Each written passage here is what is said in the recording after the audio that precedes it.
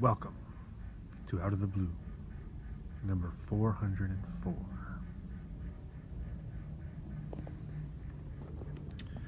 I'm going to do a little continuation on something yesterday because I flashed these two books, but I didn't really get into much detail. So we've talked about something.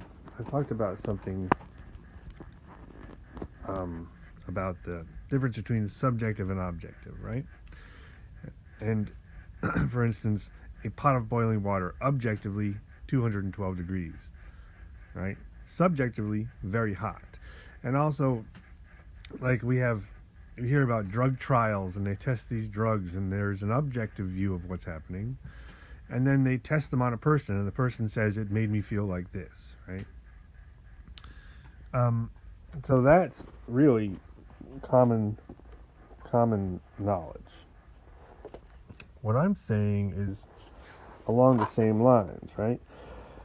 I'm saying that this whole near-death experience is a neurophysiological phenomenon, and objectively it might look something like this, right? So these are little atoms and molecules, which then go on to form cells and tissues.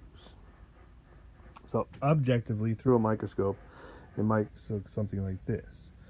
What we're hearing is that subjectively, it looks something like this, right? So here's this anatomy book, and there's a chapter on cells, and the text goes on to make a little metaphor between the train track and the shipping and the houses, and there's all these different kinds of cells. Like some are shipping cells, some are land shipment, some are on the sea, some are the houses. There's all this, right? So we understand that this is just to illustrate this how cells work.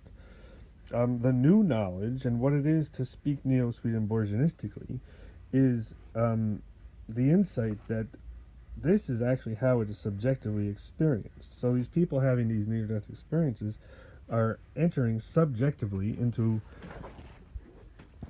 a world like this. Somehow their consciousness is entering into their physiology in a different way, in a way that is hyper convincing. And it seems like this. There's oceans, there's land, there are houses. And so basically, because our bodies are all the same, we're all going to have the same raw materials, but different people are going to build in different ways. And it's where's the light? There we go. And this is Amalfi. This is a resort town in Italy, right? And so we all have the same raw materials, but we have different structures.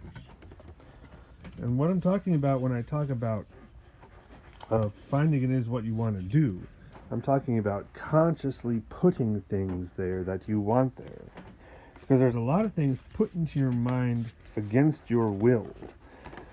Culturally is one way, but also in advertising.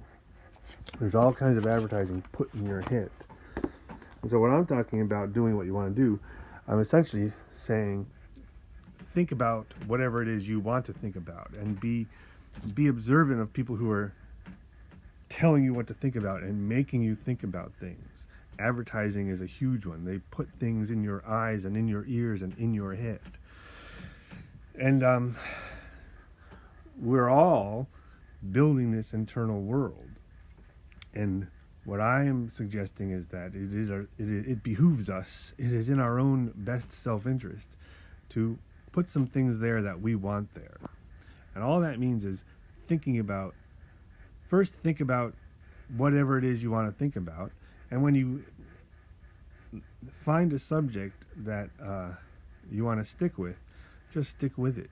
Just by thinking about it, okay? You're putting it in your mind. Of course, this is Tina Turner behind us. And we will welcome you to Out of the Blue number 404.